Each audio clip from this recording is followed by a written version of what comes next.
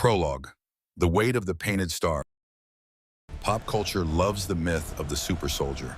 We look at Captain America, and we see an unyielding pillar of moral clarity. He is the man who punched Hitler, the leader who rallied the Avengers against cosmic gods, and the living embodiment of an ideal that cannot be bent or broken. We look at the shield, the star, and the perfectly sculpted jawline, and we see the ultimate victory of human potential. But if you actually sit down and trace the timeline of Steve Rogers, not through the eyes of a flag-waving civilian, but through the lived experience of the man himself, you realize something terrifying. Steve Rogers is easily one of the most tragic, isolated, and psychologically tortured figures in modern fiction. Being Captain America isn't a gift. It's an endless, multi-generational sentence of loss. The super soldier serum didn't just make him strong, it locked him in a permanent state of hyper-awareness, condemned to watch everything and everyone he ever cared about turn to dust, while he remains perfectly preserved. He is a ghost wearing a flag. Today, we are looking past the wartime propaganda and the cinematic superhero team-ups. We are tearing down the poster boy of the Marvel Universe to understand the crushing, existential nightmare of his existence. Grab a drink, get comfortable, and let's talk about why it actually sucks to be Captain America. Chapter 1: The Biomechanical Curse. To understand why Steve's life is a tragedy, we have to look at the exact moment he ceased to be a regular human being. Before the serum, Steve Rogers was a kid from Brooklyn with a laundry list of medical problems. He knew exactly what it felt like to be weak, to be beaten down, and to be small. When Abraham Erskine injected him with the serum, it didn't just heal him, it fundamentally re-engineered his biology. Think about that first point for a second. In the first Avenger, right after Bucky and the Howling Commandos are captured, or when Bucky falls from the train, we see Steve sitting in a ruined tavern, trying desperately to drink himself into numbness. He can't. His cellular metabolism cleanses toxins from his bloodstream faster than he can ingest them. Think about how terrifying that is on a psychological level. When normal humans face catastrophic trauma, our biology offers escape hatches. Steve Rogers completely denies that escape. He is biologically incapable of taking the edge off his grief. He has to feel every single ounce of his agony with absolute, crisp, sober clarity. Furthermore, his brain functions at a level where his memory retention is essentially flawless. He doesn't just remember his childhood or the war, he vividly recalls the sensory details. He can still smell the burning cordite of the trenches in 1944. He can still see the exact shade of lipstick Peggy Carter wore the last time they spoke.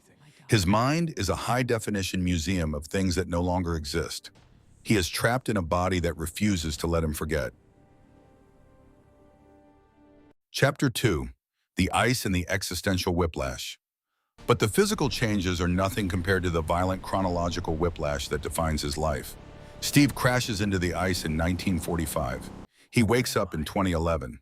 To the world, it's a miracle. To Steve, it's an existential execution. Imagine closing your eyes for what feels like a split second, and when you open them, the entire world has changed its rules.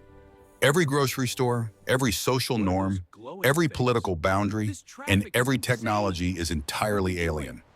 The music you liked is gone. The cultural touchstones you understood are dead. I went to sleep for nearly 70 years. When I woke up, the world had changed so much I didn't even know who the president was. Steve Rogers.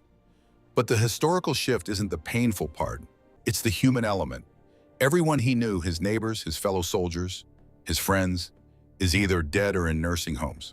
When Steve visits Peggy Carter in The Winter Soldier, we see the sheer cruelty of his existence laid bare. He is still a young man in his 20s, bursting with physical vitality, while the love of his life is an older woman fading away into dementia. He has to sit by her bed and watch her realize, over and over again in real time, that he is alive. He has to relive the pain of her grief through her failing mind. He didn't just lose his time, he lost his context. A human being is defined by their relationships, their community, and their place in the world. By ripping him out of 1945, the universe turned Steve Rogers into a permanent tourist on his own planet. Chapter 3. Weaponized Nostalgia and the Political Machine. When Steve wakes up in the 21st century, he quickly realizes that the country he fought for doesn't exist anymore. And honestly, it probably never did in the way he thought it did. In the 1940s, the lines felt clear. There was an obvious, monstrous evil that needed to be stopped. But the modern world is a murky swamp of gray morality, preemptive drone strikes, and global surveillance. In The Winter Soldier, Steve walks through the halls of SHIELD and discovers Project Insight, three massive helicarriers designed to assassinate millions of people before they even commit a crime. Nick Fury tells him, "We're protecting the world, Steve." And Steve's response is immediate. This isn't freedom, this is fear. Steve becomes a victim of weaponized nostalgia.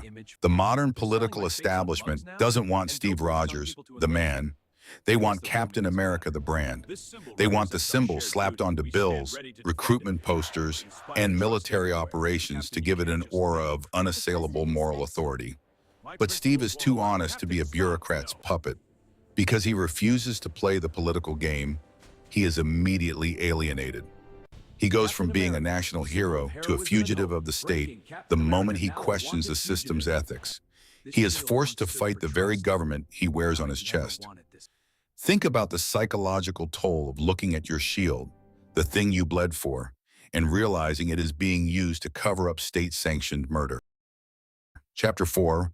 The Bucky Barnes Tragedy, the only anchor. And that brings us to the deepest, most painful wound in Steve Rogers' life, James Buchanan Barnes. Bucky. To understand why Bucky matters so much, you have to understand that Bucky is not just a best friend. He is Steve's last remaining link to sanity. He is the only living person who remembers what Brooklyn smelled like before the highways were built. He is the only one who knew Steve when he was a 90-pound kid who had asthma. Bucky is Steve's home. So when Steve discovers that Bucky survived the fall from the train, it should be a joy, right? Except Bucky didn't just survive. He was tortured, brainwashed, and turned into a state-sponsored monster for 70 years. When they face off on that helicarrier at the end of The Winter Soldier, Steve drops his shield. He completely stops fighting. Why? Because if he kills Bucky, or if Bucky dies, Steve is truly completely alone. He would rather let his brainwashed friend beat him to death than live in a world where his last connection to his past is gone. This toxic, heartbreaking dynamic is what drives the entire plot of Civil War. Steve fractures the Avengers, he tears his new family apart, lies to Tony Stark, and becomes an international criminal, all to protect a man who doesn't even fully remember his own name. Steve is so desperate for a piece of his home that he is willing to watch the whole world burn to hold on to it. It's not just loyalty, it's a survival instinct.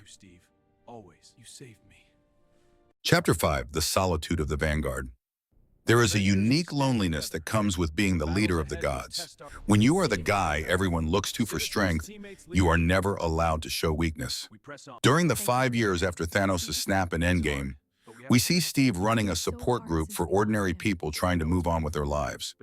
He sits there and tells them to look for the silver lining, keep moving forward, and try dating again. But look at his face in those scenes. He is lying through his teeth, not because he wants to deceive them, but because he has to give them hope. That is his job. He is Captain America. He has to be the rock that everyone else leans on, even when he himself is crumbling into dust inside. Who does Captain America talk to when he's having a panic attack? Who does he lean on when the nightmares of the war become too loud? He can't talk to the civilians. It would break their spirit. He can't talk to his team. They look to him for orders. He is entirely marooned on an island of his own responsibility. He spent his entire life fighting.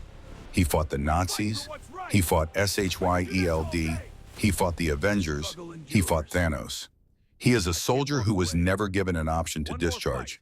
The universe just kept finding new wars for him to bleed in, because the universe knew that as long as there was a fight, Steve Rogers would never allow himself to sit down. Epilogue. The price of a dance. In the final moments of his cinematic journey, Steve Rogers does something that shocks everyone. He chooses himself. He travels back in time, returns the Infinity Stones, and instead of jumping back to the future, he stays behind. He finally gets that dance with Peggy Carter. He grows old. Many people saw this as a happy ending, but when you really think about it, it's the ultimate admission of defeat. To find happiness, Steve Rogers had to completely abandon the modern world. He had to erase himself from the present, abandon his friends, and hide in the shadows of the past to taste a normal life. He had to step down as Captain America so he could finally remember how to be Steve Rogers. The shield didn't bring him honor, it brought him 70 years of uninterrupted grief. He proved that you can give a man the strength of an army, the tactical mind of a general, and a heart of pure gold. But you cannot protect him from the slow, agonizing erosion of time. Steve Rogers was a great hero, not because he loved the fight, but because he kept fighting even when the world took everything from him in return. Thanks for staying through this deep dive into the dark reality of the Star-Spangled Man. If you want to see more long-form breakdowns where we unpack the human tragedy behind your favorite icons, make sure to hit that subscribe button and turn on notifications. Drop a comment below.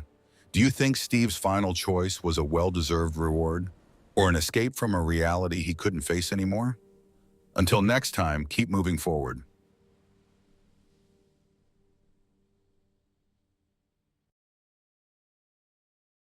He is the god of thunder, the king of Asgard, a literal immortal who has lived for over 1,500 years, wielding the power of the cosmos at his fingertips. But immortality becomes a curse when you outlive everything you have ever loved. His mother, his father, his brother, his people, even his home, all gone. Next week, we're looking past the crown to see the universe's most tragic survivor. Why it really sucks to be Thor. Subscribe and don't miss it.